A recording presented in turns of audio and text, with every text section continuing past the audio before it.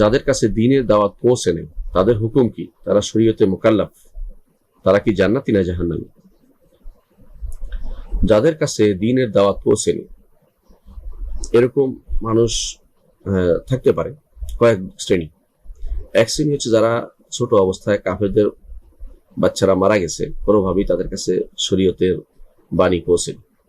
আরেক শ্রেণী আছে যারা এমন কোনো জায়গায় বাস করে যেখানে ইসলামের আলো পৌঁছে নেই, কেউ সেখানে যায়নি বা সেখানে তাকে বলা হয়নি, অথবা সে এমন জায়গায় ছিল যেখানে কোনোভাবে ইসলামের নাম গন্ধ শুনেনি, বলতেও পারেনি, বুঝতেও পারেনি, অথবা তার কাছে ভিন্নভাবে ইসলামকে প্রতিষ্ঠিত করে মনে হচ্ছে যেটা আরাবিয়ান কালচার বলে বলা হচ্ছে, এরকম কিছু সে মনে করেছে, কোনোভাবেই সে দিন সম্পর্কে জানতে পারেনি। এই দুই শ্রেণী। আরেক শ্রেণী আছে যারা এমন সময়ে ইসলামের বাণী শুনে যখন তার আর হুঁশ নেই, বেহুশ অবস্থা, অর্থাৎ তার ভালো মন্দ নির্বাচন করার মতো তার ক্ষমতা নেই, এরকম অবস্থায় হয়তো তার কাছে দিনটা পৌঁছেছে। এই তিন শ্রেণী। আরেক শ্রেণী আছে দুনিয়াতে পাগল হিসেবে আসছে, পাগল হিসেবে চলে গেছে। এরাও এই 4 শ্রেণী মানুষ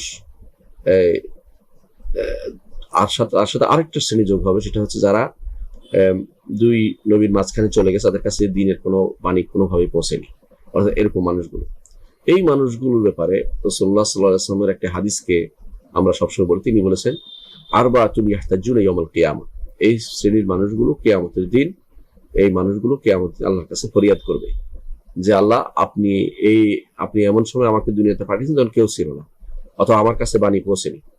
আর এরা বলবো যে আমি তো শুনতেই পাইনি, আমি বধির হয়ে গিয়েছিলাম, তখন আমি কিছু শোনা যায়নি। আর তো বলবো আমি তো পাগল ছিলাম, আপনি আমাকে আকল দিলে তো আমি শুনতাম, এরকম অবস্থা। আল্লাহ তাআলা কোরআনে কারীম বলেছেন, ওমা কুননা মুআদ্দিবিনা হাত্তা নাবআসা রাসূলা, রাসূল না প্রেরণ করে আমি কখনো কাউকে আযাব দেই না। তিনি আরো বলেছেন, লিআল্লা ইয়াকুনা লিন-নাসি আলাল্লাহি হুজ্জাতুন বা'দা রাসূল, রাসূল প্রেরণ করার পরে মানুষ যেন আল্লাহর উপর কোনো প্রমাণ পেশ করতে না পারে যে আমাদের কাছে তো কোনো বাণী আসেনি, মা জানামিন বা শিরওয়ালা নদীর, আমার কাছে সুসংবাদকারী আসেনি, বা আমাদের কাছে সংবাদকারী ভীতি প্রদর্শনকারী আসেনি। এই জন্য আল্লাহ তাআলা রাসূল প্রেরণ করেছেন। এই জন্য আল্লাহ তাআলা কখনো রাসূল না প্রেরণ করে কাউকে শাস্তি দিবেন না। রাসূল অথবা রাসূলের প্রতিনিধি আসবে, অথবা তার বাণী আসবে, অথবা তার কিতাব আসবে, অথবা তার পক্ষ থেকে কোনো খবর আসবে, এগুলো যদি কারো কাছে না পৌঁছে, আল্লাহ তাআলা তাকে শুধু না পৌঁছার কারণে তাকে শাস্তি দিবেন, এটা আল্লাহ তাআলার আদেশের বিপরীত, এটা আল্লাহ তাআলা করবেন না। আল্লাহ তাআলা বলেই দিয়েছেন, ওমা কুননা মুআদ্দিবিনা হাত্তা নাবআসা রাসূলা, তাদের কাছে বাণী না পৌঁছলে আমি তাদেরকে শাস্তি দিব না, আল্লাহ বলে দিয়েছেন। আল্লাহর ওয়াদা অনুসারে সেটাই সত্য। তাহলে হাশরের মাঠে তিনি কি করবেন? আহলে সুন্নাত জামাতের বিশ্বাস হচ্ছে যে হাশরের মাঠে আল্লাহ তাআলা এই শ্রেণীগুলোর উপর পরীক্ষা করবেন।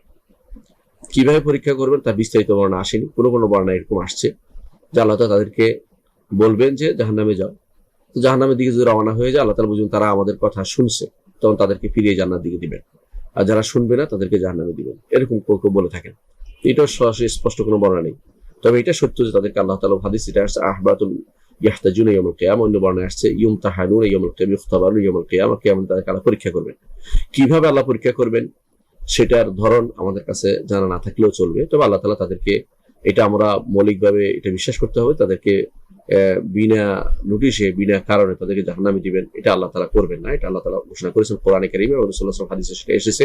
সুতরাং এটাই বিশ্বাস করতে হবে, তারা জান্নাতি বা জাহান্নাম নির্ধারণ হবে, আল্লাহ তাআলা তাদেরকে সেখানে পরীক্ষা করবেন। এজন্য যারা বলে যে হাশরের মাঠে কোনো পরীক্ষা নেই, কথাটা ঠিক না। হাশরের মাঠেও পরীক্ষা আছে, হাশরের মাঠেও পরীক্ষা আছে। আল্লাহ তাআলা ঈমানদার এবং মুনাফিকদের মধ্যে পার্থক্য করে পরীক্ষার মাধ্যমে আল্লাহ তাআলা হাশরের মাঠে যখন আসবেন, যখন তিনি বলবেন যে প্রত্যেক পূজারী তার পূজকের পিছনে চলে যাও জাহান্নামে, যার পূজা সে করতো, পূজারী যার পূজা করতো, যে মূর্তির পূজা করতো, যেটার পূজা করতো, এর পিছনে চলে যাও। তখন তাদের মতো একটা মূর্তি দেওয়া হবে, তৈরি করে দেবে, এটা পিছনে হাঁটতে হাঁটতে জাহান্নামে চলে যাবে এরা। বাকি থাকবে ঈমানদার এবং মুনাফিকরা, কারণ মুনাফিকরা বাহ্যিক দৃষ্টিতে অন্য কারো পূজা করতো না, কিন্তু মুনাফিকই করতো। আল্লাহ তাআলা এদের কাছে আসবেন, হাদিসে আসছে, মুসলিম শরীফের হাদিসে আসছে, আসে বলবেন যে আমি তোমাদের রব। বলবেন যে না, আমাদের রবকে আমরা চিনবো। বলে কিভাবে চিনবো? বলে চিনবো তার পিণ্ডলি দেখে। আল্লাহ তাআলা তখন পিণ্ডলি উন্মুক্ত করবেন। তো তিনি বলবেন যে ঠিক আছে, তোমরা সব ঈমানদার? বলে হ্যাঁ। বলে ঈমানদার হলে আমাকে সিজদা করো। ঈমানদাররা সিজদা করতে পারে, মুনাফিকরা সিজদা করতে পারবে না। মুনাফিকরা তখন তাদের পিঠ, হাদিসে আছে সয়াসিল বাঁকা, গরুর শিংয়ের মতো হয়ে যাবে, অর্থাৎ বাঁকা হবে না, এটা সোজা শক্ত, এত শক্ত হয়ে যাবে, কোনোভাবে বাঁকা করতে পারবে না। আর ঈমানদাররা সেজদা করতে পারবে। এটাই কোরআনে কারিমে আয়াতের অর্থ। আল্লাহ তাআলা কোরআনে কারিমে যেটা বলেছেন যে ওয়ায়ুদআউনা ইলা সুজুদ ওয়ায়ুদআউনা ইলা সুজুদ ফালা ইস্তাতিউন, যেদিন তাদেরকে সিজদা দিয়ে ডাকা হবে তারা সিজদা দিতে পারবে না, মুনাফিকরা। আর ঈমানদাররা সিজদা দিতে পারবে, আল্লাহকে সিজদা দিতে পারবে। ইয়াউমা ইউকশাফু আন সাকিন ওয়ায়ুদআউনা ইলা সুজুদ, যেদিন পিণ্ডলি আল্লাহ মুক্ত করবেন এবং সিজদা দিকে তাদেরকে ডাকা হবে। ঈমানদাররা সিজদা করতে পারবে, মুনাফিকরা সিজদা করতে পারবে না। তখন মুনাফিকরা সিজদা করতে না পারলে প্রমাণিত হয়ে যাবে এরা মুনাফিক। আল্লাহ তাআলা তখন বলবেন যে জান্নাতের দিকে যাও। আল্লাহ তাআলা তাদেরকে জান্নাতের দিকে যাওয়ার জন্য পথ দিবেন। তারা জান্নাতে যাওয়ার সময় জান্নাতের পথে পড়বে সিরাত, সিরাতের পথে তারা আটকে পড়বে, সিরাতের পথে আটকা পড়বে। কারণ ঈমানদাররা তাদের আলো অনুসারে পার হবে। দুনিয়াতে যে যত আলো পেয়েছে সেটা আলো অনুসারে পার হবে। যার আমল বেশি ছিল তার আলো বেশি হবে, যার দোয়া বেশি ছিল আলো বেশি হবে, সালাত বেশি ছিল আলো বেশি হবে। তো আলো অনুসারে তারা পার হতে পারবে। কেউ বিজলির মতো, কেউ বিদ্যুৎ গতিতে, কেউ ঘোড়া চড়ার মতো হাঁটিয়ে, কেউ হাঁটে হেঁটে, কেউ কষ্ট পেয়ে, বিভিন্নভাবে তারা পার হবে। কিন্তু মুনাফিকরা পার হতে পারবে না। মুনাফিকরা পার হতে না পারবে না। সূরা হাদীদের মধ্যে আল্লাহ তাআলা উল্লেখ করেছেন, তারা বলতে থাকবে, মুনাফিকরা বলবে, আনজিরুনা নাকতাবিস মিন নূরিকুম, অপেক্ষা করো না একটু, আমরা তোমাদের নূর থেকে আলো পেয়ে একটু আগে আসবো। কিল আরজিউ ওয়ারাআকুম, তখন তাদেরকে বলো পিছন দিকে তাকাও, ওদিকে দেখো, পিছন দিকে, তোমরা সামনের দিকে আমাদের নূর দিয়ে তোমরা চলতে পারো না। তখনই পিছনে যাবে, তখন তাদের মধ্যে পর্দা পড়ে যাবে, আর দেখা যাবে না। ঈমানদাররা পার হয়ে যাবে আর এরা কেটে কেটে নিচে পড়ে যাবে, মুনাফিকরা। এ হচ্ছে এই হাসরের মাঠে যাওয়ার কাহিনী, এবং আল্লাহ তাআলা সেখানে পরীক্ষা করবে। এটা হচ্ছে বিশুদ্ধ কথা।